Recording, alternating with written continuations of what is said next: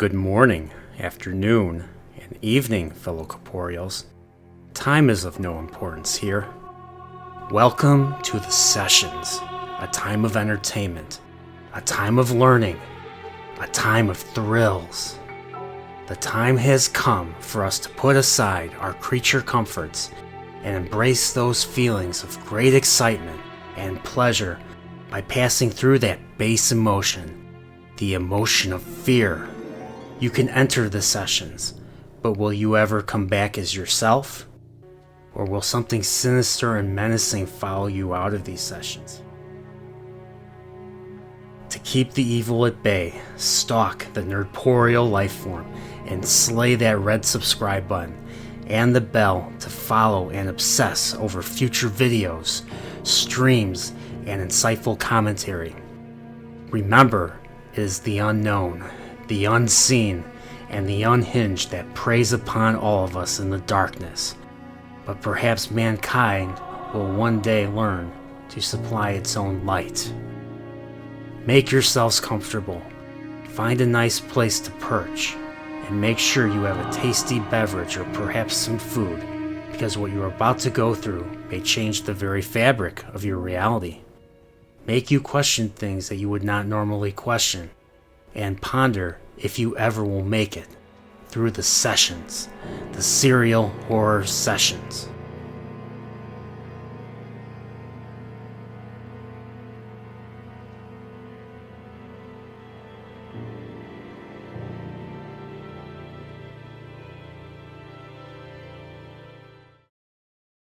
Throughout the course of human history, going back as far as our primal ancestors, and perhaps even before that, life on the third planet from the sun was a struggle for survival, with the struggle to stay alive to find food, warmth, and shelter from the elements including harsh weather, natural predators, and ironically, ourselves as we begin to develop intelligence, understanding, and reason.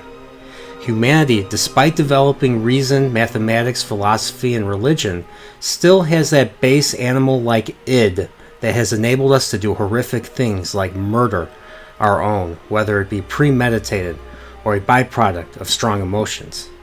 A combination of these aspects with the approach of the 20th century and the rise of urban populations and other close quarters has given murderers like H.H. Holmes and Albert Fish a playground to create mayhem and carnage, hence shaping the modern-day serial killer, including those of Gacy, Dahmer, Bundy, and the inspiration for this film and the Robert Bloch source material, Ed Gein.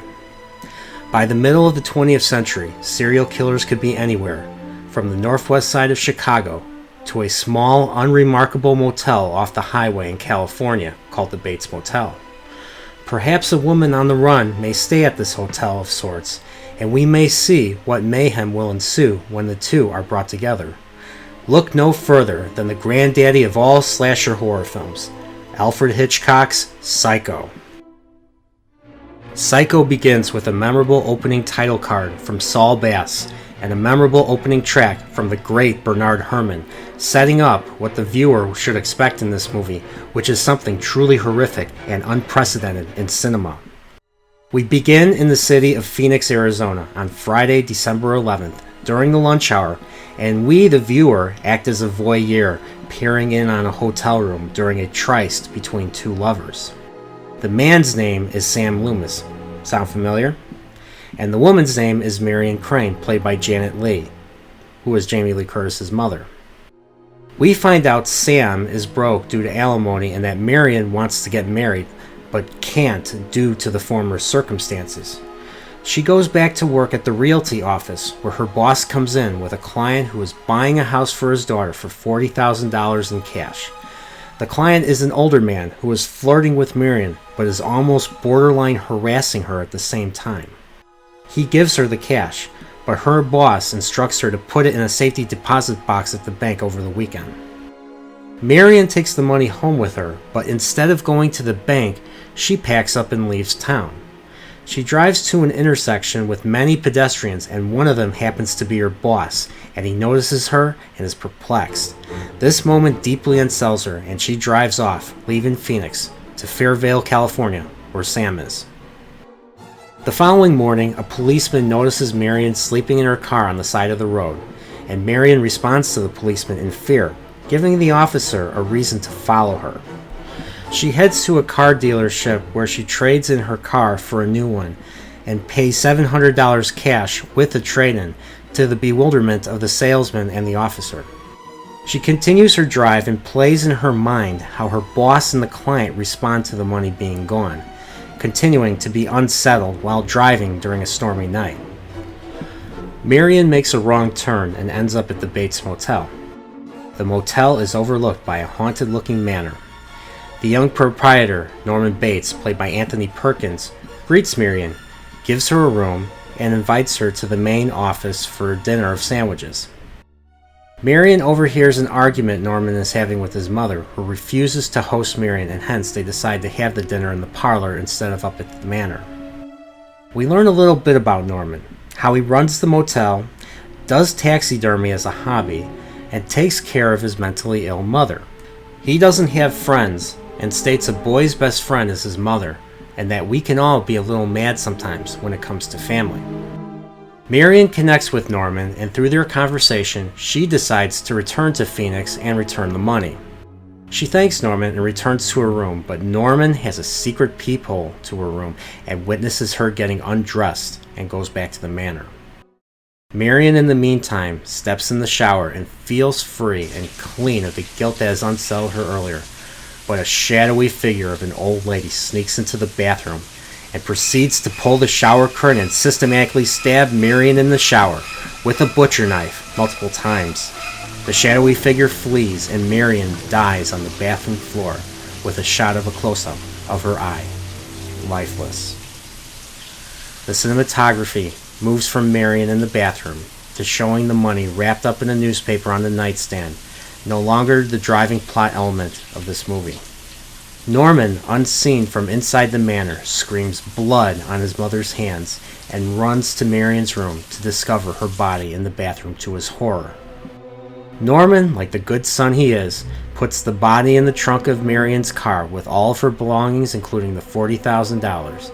He does his due diligence at cleaning up the crime scene and removing all evidence of the murder, putting it in the trunk of the car along with Marion's body once again.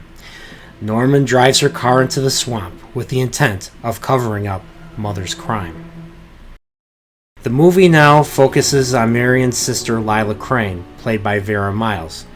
We find out a week has passed and she goes up to the Fairvale, California area where Sam Loomis lives and asks him if Marion is with him since she disappeared without a word. We also meet Arbogast, a private investigator played by character actor Martin Balsam, hired by the client who gave Marion the $40,000, who follows Lila to Fairvale. He is able to track Marion down to the Bates Motel, where he's able to identify her handwritten alias on the registration, Marie Samuels. Arbogast questions Norman about Marion, and Norman lets it slip that his mother wasn't fooled by her. Arbogast tries to convince Norman to let him talk to Mother, but Norman tells him to leave. Arbogast later phones Lila, telling her that Marion has indeed been up here and stayed at the Bates Motel in room 1. He also tells her that Bates told him that Marion left early the following morning, but he is not satisfied with what Norman told him regarding his mother and Marion, and intends to go back to the Bates Motel and question the mother on where Marion went. Bates notices Arbogast arriving once again and goes out of the viewer's sight behind the motel. Arbogast goes in the office to find Bates not there and notices the bird taxidermy and is a little unsettled at the sight. Foreshadowing Hitchcock's next film, perhaps? Well, Arbogast decides to go up to the Bates Manor and enters the front door. He proceeds up the stairs as the viewer notices one of the bedroom doors opens slowly. As Arbogast gets to the top, a top-view figure of an old woman walks out of the room and stabs him in the face with a butcher knife, causing him to stumble backwards down the stairs, landing on the ground, only to be stabbed over and over and over again. Arbogast doesn't come back, therefore Sam and Lila decide to go to the Fairvale Sheriff with the information that Arbogast provided about Marion staying at the Bates Motel, and the trail going cold from there. The sheriff and his wife are confused and reveal that Norman's mother, Norma, has been dead for some time and doesn't believe Lila when they tell them that Arbogast was going to go question the mother. The sheriff visits Bates at the motel, but Norman tells the sheriff that Arbogast asked questions and just left. Lila and Sam are not buying this and go to the motel posing as a couple. Sam tries to distract Bates, accusing him of stealing the $40,000, as Lila sneaks into the manor, checking all the rooms and eventually the fruit cellar. She sees an old woman sitting with her back turned, but as the chair rotates, we see the skeletal remains of Mrs. Bates, dead for some time. Lila screams like she never screamed before, as Norman comes in dressed as an old woman with a butcher knife, revealing him to be the killer, and ready to turn Lila into mincemeat. Sam arrives in the nick of time and manages to subdue Bates before any harm can come to Lila. At the county courthouse, we learn from a psychiatrist that Norman Bates has two personalities, himself and Mother. The Mother personality would take over when Norman would get sexually aroused, and out of a profound jealousy will kill the source of the arousal. There were two prior victims to Marion and Arbogast who were all hid by Norman in that same swamp. The Mother personality has taken over permanently, and in a creepy little monologue, we learn that Mother wouldn't harm a fly. Yes, she wouldn't harm a fly. This movie, and that brilliant yet horrific shower scene, was unprecedented in cinema and something Hitchcock had to fight tooth and nail to keep in the film. The low-budget black and white film was perfect for a movie of this sort, a murder thriller with great atmosphere and grim foreboding. This movie tricks you into thinking that the main protagonist is Marion Crane, and that the main MacGuffin of this movie is the $40,000. But after that horrific shower scene, the field changes, and now the main focus is on Norman Bates and Lila Crane searching for a missing Marion. This explains why Hitchcock wouldn't allow people to be late to any showing of Psycho with that famous poster saying no one will be admitted after the movie begins, because the main actress dies in the middle of it. Bernard Herrmann's score is at its most iconic, hearing those string instruments setting the tone for the film, that something horrific and unprecedented is to come that the audience has not experienced before. The shriek of the violins during the murder scenes gave those scenes a new meaning and only increased the unsettling nature of them, making the viewer feel genuine fear and dread. This movie is the granddaddy of the slasher genre that continued in the 1970s and the 1980s, and actually spawned a franchise of its own. After Hitchcock passed away, Universal made 3 Psycho sequels, all starring Anthony Perkins returning as the Norman Bates. Gus Van Sant did a shot-for-shot 1998 remake with Vince Vaughn playing the titular Psycho. In 2012, A&E Channel made a contemporary prequel to Psycho called Bates Motel, with Vera Farmiga and Freddie Highmore playing Norma and Norman Bates respectively, and a new story from showrunner Carlton Cuse.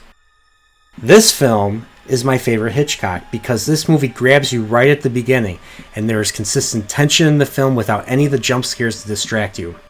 Everything in this film was put into place meticulously by Hitchcock, and this is one of the most influential films of all time and really set the course for the horror slasher genre as a whole. So if you happen to be in need of a hotel, yet there are many missing person flyers all over the place, perhaps a drive to the next town might be in order, and if all else fails, lock the bathroom door when you take a shower. You can never know for sure where you might encounter a serial murderer, because they can be anywhere and anyone.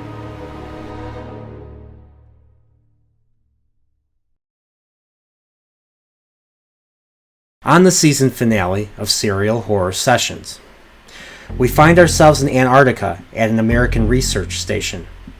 Why are Norwegians chasing and shooting at a slag dog from a helicopter? What the hell happened at the Norwegian base with the malformed bodies and charred remains? Is this dog carrying something that can infect humans, or worse, copy them? Will setting everything on fire solve their problems? These questions and more, including who is human and who is the Thing, John Carpenter's The Thing. Make sure you are still subscribed and ring the bell for any notifications and share this with fellow fans. Come prepared and make sure to be ready for anything as this first season of Serial Horror Sessions comes to a close. Take care and have a happy Halloween.